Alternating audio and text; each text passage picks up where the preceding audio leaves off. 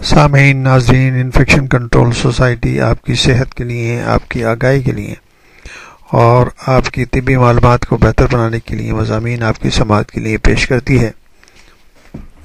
Obesity اور موٹاپے کے بارے میں مضامین آپ کی سماعت کے لیے پیش کیے جا رہے ہیں، جس سے استفادہ حاصل کر کے آپ اپنی صحت کو بہتر رکھ سکتے ہیں اور کافی کرانک ڈیزیزز اور نان انفیکشس ڈیزیزز جو کہ پوری دنیا میں تقریباً 55 لاکھ افراد کی موت کا سبب بن رہی ہیں، ان سے بچ سکتے ہیں۔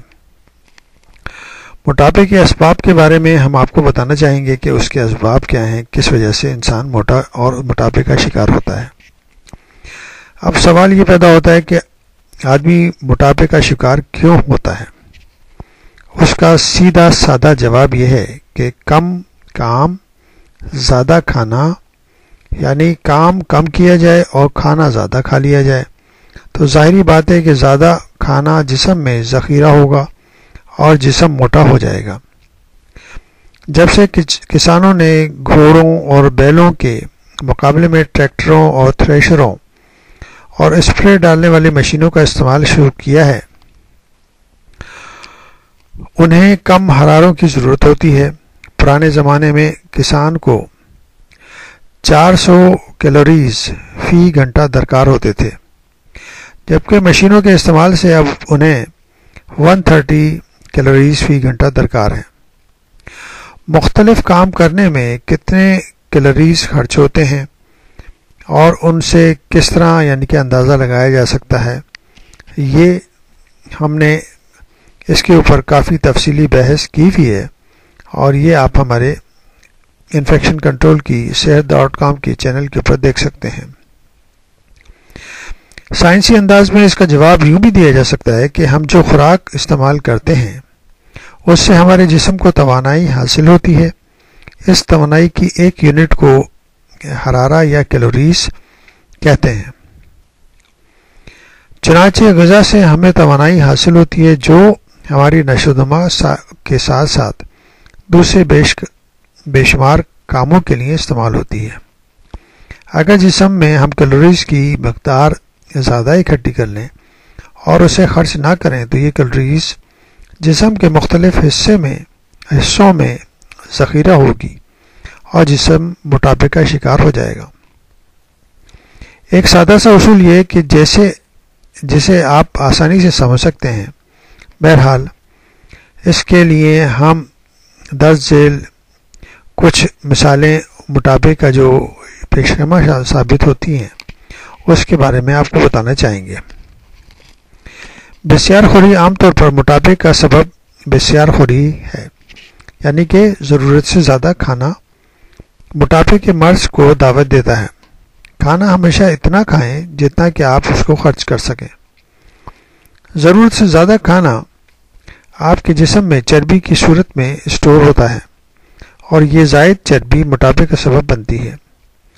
اگر حضور پاک صلی اللہ علیہ وسلم کی اس حدیث پر کہ ہم بھوک رکھ کر کھانا کھائیں پر عمل کیا جائے تو دنیا میں اس وقت موٹاپے کی شرح بہت کم ہوتی۔ ذیابطیس اور موٹاپے کا آپس میں چولی دامن کا ساتھ ہے، یعنی کہ موٹا آدمی زندگی کے کسی نہ کسی موڑ پر ذیابطیس کا سامنا ضرور کرتا ہے۔ کہا جاتا ہے کہ ڈکار آنے پر کھانے سے ہاتھ کھینچ لینا چاہیے۔ اس امر کا ضامن ہوتا ہے کہ ذیابطیس کا مرض لاحق ہی نہ ہو یا بہت دیر سے لاحق ہو۔ تیسری جو وجہ ہے اس میں پریگننسی کے دوران یعنی کہ دوران پریگننسی یا دوران حمل ضرورت سے زیادہ خوراک اور ملٹی وٹامنس کی گولیاں، دیگر ایسی ادویات جو پریگننسی کے بعد بھی موٹاپے کا سبب بنتی ہیں۔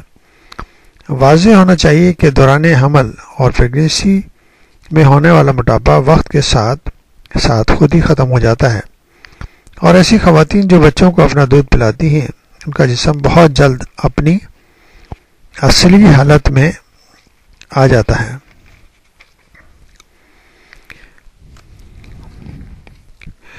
مانع حمل گولیوں کا استعمال، یعنی کہ وہ ٹیبلیٹس جو کہ پریگنیسی کو روکتی ہیں، آج کل کے دور میں ان گولیوں کا استعمال جو کہ خاندانی منصوبہ بندی یا اس کے لیے پریگنیسی کو روکنے کے لیے استعمال کی جاتی ہیں، بہت بڑھ گیا ہے، اور ان ٹیبلیٹس کے سائیڈ ایفیکٹس آپ دیکھتے رہتے ہیں کہ جو کہ موٹاپے کا بڑا سبب بنتے ہیں۔ پیدائشی اثرات، کچھ بچوں میں موٹاپا پیدائشی اثرات کی صورت میں ظاہر ہوتا ہے، لیکن آج کل کے بچوں میں جو کھیل کود کی صلاحیتیں تھیں وہ ختم ہوتی جا رہی ہیں، اور بچے جو ہیں زیادہ تر ٹی وی کے سامنے یا کمپیوٹر کے سامنے بیٹھے ہوئے کھیلتے رہتے ہیں اور اپنا وقت اس میں لگا دیتے ہیں۔ ساتھ میں اس دوران جب وہ ٹی وی دیکھ رہے ہوتے ہیں تو وہ کھانے پینے کا سلسلہ چلتا رہتا ہے، تو جن بچوں کو ایکسرسائز اور کھیلوں کی ضرورت ہے اور ان کے ذریعے ان کی قوت ضائع ہو جاتی ہے، تو وہ کیلوریز جو ہیں جسم میں جمع ہوتی رہتی ہیں اور بچے بھی موٹاپے کا شکار ہونے لگے ہیں۔ تھائرائیڈ کی سست عملی، تھائرائیڈ گلینڈز کی عمل میں سستی یعنی کہ ہائپوتھائرائڈزم بھی موٹاپے کا ایک اہم سبب ہوتی ہے۔ اسی طرح ایک اور ہارمون ہے جسے کارٹیسول کہتے ہیں، ایڈرینل گلینڈ کا ایک اہم ہارمون ہے جو جسم میں انسانی میں قدرتی طور پر تیار ہوتا ہے، اور معالجین انتہائی ضرورت کے تحت اسے استعمال کراتے ہیں۔ اسے اگر زیادہ مقدار میں لے لیا جائے تو موٹاپے کا سبب بنتا ہے۔ ہڈیوں کا بڑا ہونا، پیدائشی طور پر ہڈیوں کا بڑا ہونا موٹاپے کا سبب ہوتا ہے۔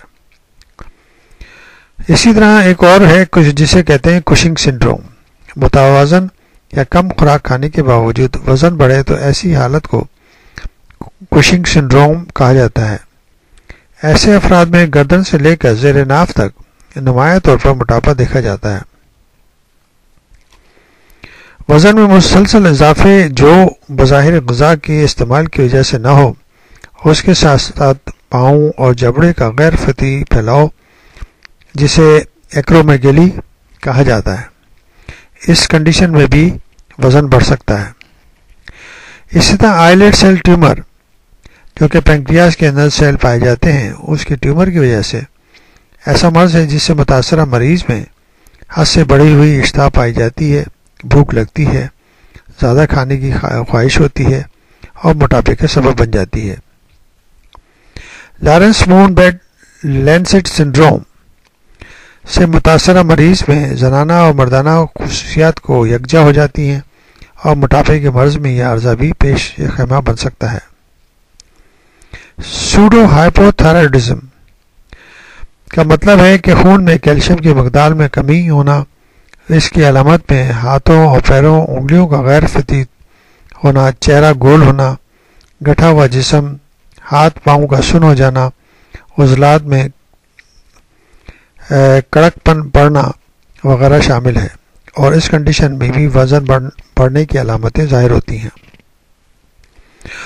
عمر کے ساتھ ساتھ مسائل پیدا ہوتے ہیں۔ موٹاپا کسی بھی عمر میں ہو سکتا ہے، لیکن جوان ہونے کے بعد بوڑھے ہونے سے پہلے کی عمر میں زیادہ ہوتا ہے۔ جو افراد بچپن میں موٹے رہ چکے ہوتے ہیں، بڑے ہونے پر ان کے موٹے ہونے کے امکانات بھی زیادہ ہوتے ہیں۔ اسی طرح نفسیاتی الجھنیں جو ہیں سائیکولوجیکل پرابلم جو ہیں، ذہنی اسباب جو ہیں، جو لوگ شدید نفسیاتی الجھنوں اور ذہنی دباؤ کا شکار رہتے ہیں، ان کا وزن بھی بڑھ جاتا ہے اور وہ بہت جلد موٹا ہونے کے مرض میں مبتلا ہو جاتے ہیں۔ جدید ریسرچ رپورٹس اس بات کی شاہد ہیں کہ ذہنی تناؤ دباؤ کا شکار رہنے والے افراد بے تحاشا کھاتے ہیں، اور اس طرح سے وہ اپنے دباؤ کو کم کرنے کی کوشش کرتے ہیں، جو کہ بے سود رہتی ہے۔ موٹاپے کے بعض بے شمار علامات ہیں جو انتہائی واضح ہوتی ہیں۔ اس کے بارے میں ہم مزید آپ کو اگلے مضمون میں بتائیں گے۔